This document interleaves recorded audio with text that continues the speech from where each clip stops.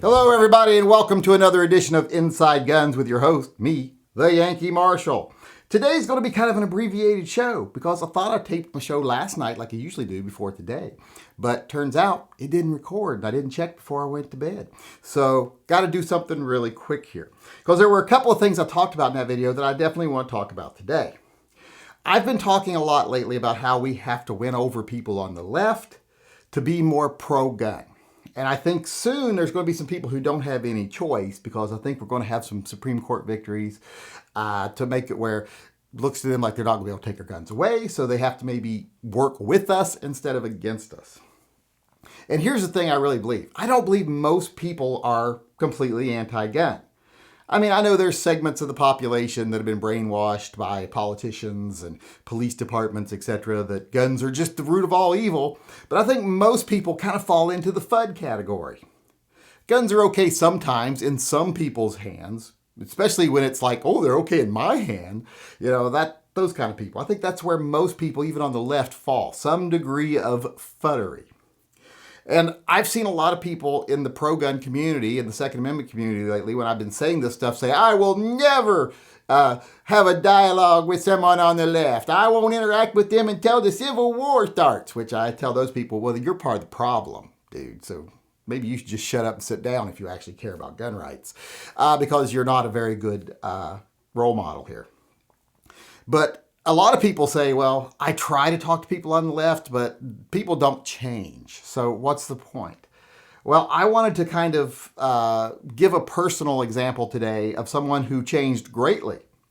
Someone that I know who was an complete and total FUD, very left of center.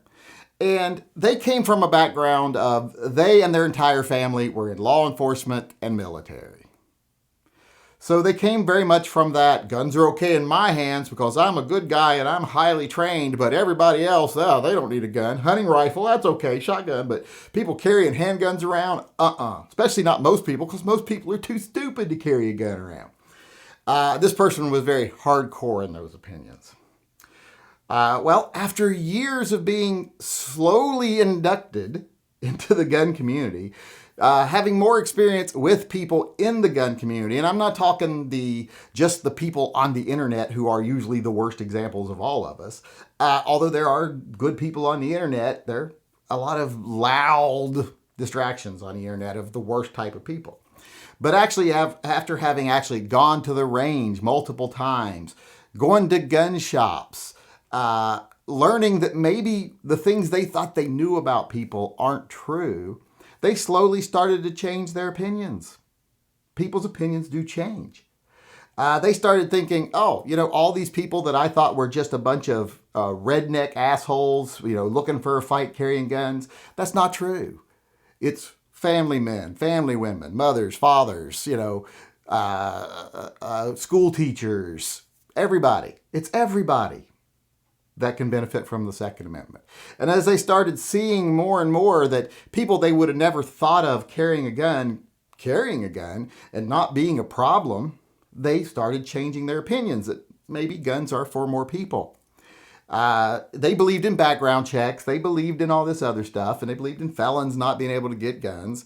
Well, after they started looking at real statistics and understanding what the world's about, when you're in that military law enforcement bubble where you're the good guy who's highly trained and everybody else is either too dumb or too evil to have a gun, your mind gets a little jaded.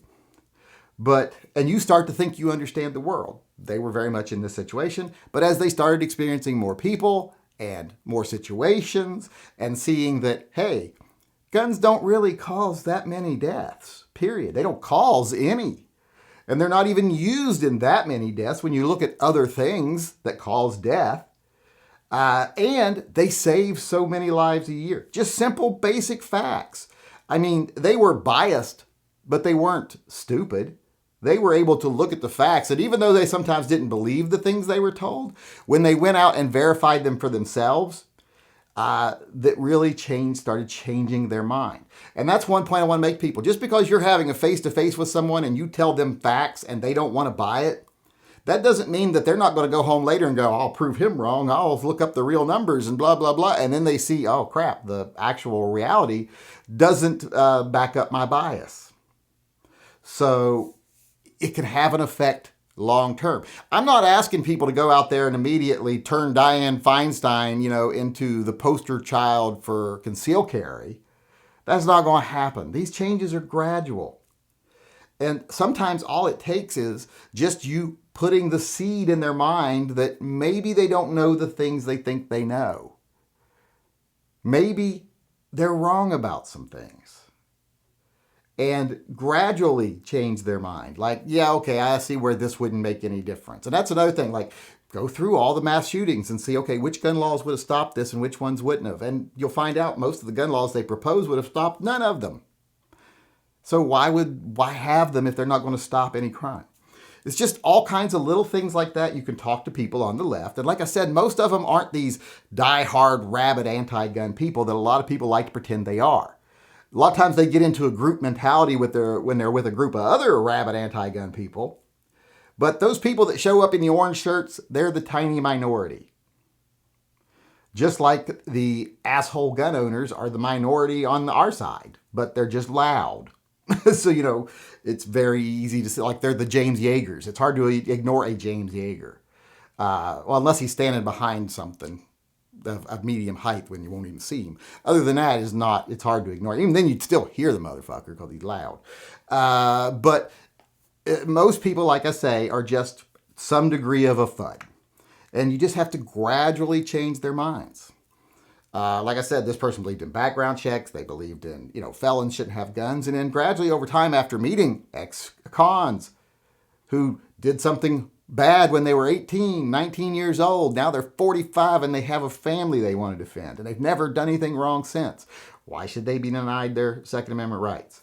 So through experience and exposure and dialogue, this person became very pro-gun. In fact, they are now completely no compromise. And I think most of you already know, if you come to my live chats and you've ever listened to me talk, that person's me.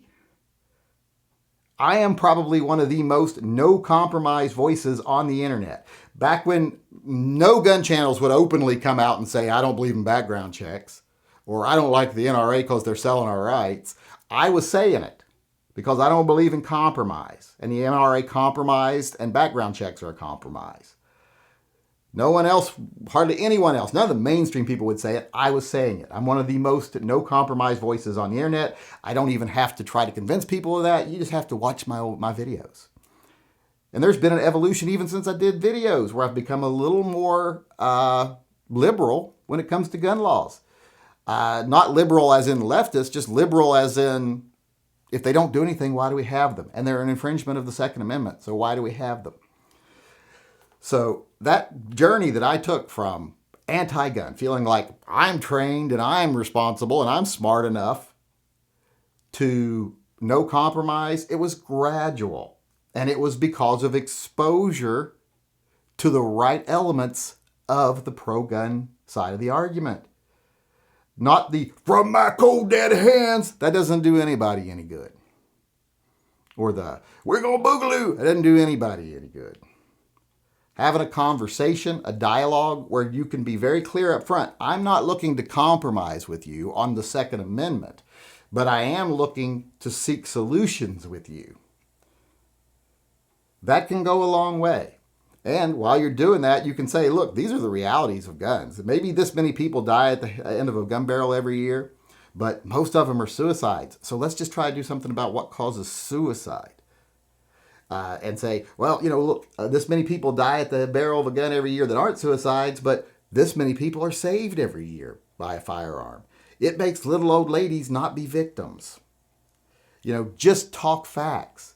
Don't talk emotions. Don't talk, it's my God-given freedom and you'll take it from me when you kill me. No, that doesn't do anybody any good. No one. It just makes it look like you don't know how to present a positive case for the Second Amendment. So people change. I changed. Like I said, I went from being very much a FUD.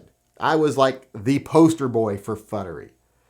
And after exposure and education and getting out in the world and experiencing people on both sides of the argument and trying to see who's right, who's wrong, and just being exposed to evidence that was counter to my biases, like most people aren't too stupid to own a gun. Guns are pretty simple. Doesn't take a lot of training to use a gun. Most people aren't bad. After I've had more life experience, the me that was 25 and had those opinions, and the me that's, going to be 55 soon and has totally different opinions, have so much more life experience. And it isn't just twice as much. Like from 25 to 50, it isn't like, oh, now I have twice as much life experience. So I've got 10 times as much life experience. Because from 1 to 18, what do you experience really? The same shit every day usually. So, and even sometimes beyond for some people. So time, experience, exposure, and dialogue changed me from being completely anti-gun, and my watch just dinged, and I ain't stopping, I'm too far in. Changed me from being a complete FUD to being who I am today, which is a total, no compromise person who believes that every law-abiding citizen, every law-abiding free citizen out there should have the right to exercise their Second Amendment rights, should have the ability to exercise their Second Amendment rights. And I don't want people, and don't muddy the waters with things like it's natural law. No, just deal with the fact that it is the Constitution. The only natural law really is to eat or be eaten. Like if you walk out into the woods right now and a bear comes up on you, a brown bear, and you say, it is my right to walk through these woods unmolested. What good is that going to do you? He's going to eat you. It's kill or be killed. That's basically the only law you have, the only rule of nature. So just stick to the Second Amendment, stick to the facts, stick to actually having pleasant dialogues with people, even if you disagree in a mature way, and you too can turn someone from a FUD to a no compromise Second Amendment advocate. Hey, I want to end the show today by letting people know, if you are a patron of mine at a level where you get a patch or a pin or anything, those are all changing. I got the artwork today for the new patches, both the deputy level and the posse level. And I got the artwork today for the new pins for the K9 unit people. So those will be coming very soon. I also found out the gold pins, the ones I need to finish the mailings from the last fundraiser, they should be here in a week or two. So I'll be getting those out also. But if you're wanting one of the new patches or the new pin and you're already signed up on one of the tiers for the old ones, well, those are going to become invisible. But if you're just someone who just wants to stay a posse member or a deputy or a patron member or patron, you don't have to do anything because those aren't going away. They're just going to be hidden now. But if you want to get the new patch or the new pin, all you have to do is go into Patreon, go into your account, click on your link to where you are a patron of mine, and then just edit your account, select a different tier. Select the tier you want. Like if you want to get the new deputy patch or you want to get the new K9 pin. That's the only reason you would have to do anything is if you want one of the new patches and pins. If you don't, you can just do what you're doing now. It'll stay the same. If you want the new ones, just go in. You don't have to cancel anything. You just have to edit your membership. So head on over to patreon.com/the Yankee Marshal. At the first of the month, these aren't going to be available until the 1st of May. This is April, I think, right now, isn't it? So May 1st, the new patches and pins will be available. So anyone who signs up from May 1st on or switches their membership, alters it on May 1st on, will get one of the new patches or the new pin. So I just wanted to let everyone know that. Like I said, if you don't want them, you don't have to do anything. If you want them, just go edit your membership. All right, everybody, that's our show for today. I hope you enjoyed it, and I hope you come back again tomorrow. Until then, I want to sign off, as usual, by saying, as far as the state of the world today is concerned, it is what it is. Could be better, but could be a lot worse. And in the future, if we continue to ignore the fear-mongers and the profiteers and the people who want to manipulate us, and we actually start opening dialogues and use the victories we are being given by the courts to open that dialogue, what things will be for the gun community and the Second Amendment in the future is a lot better.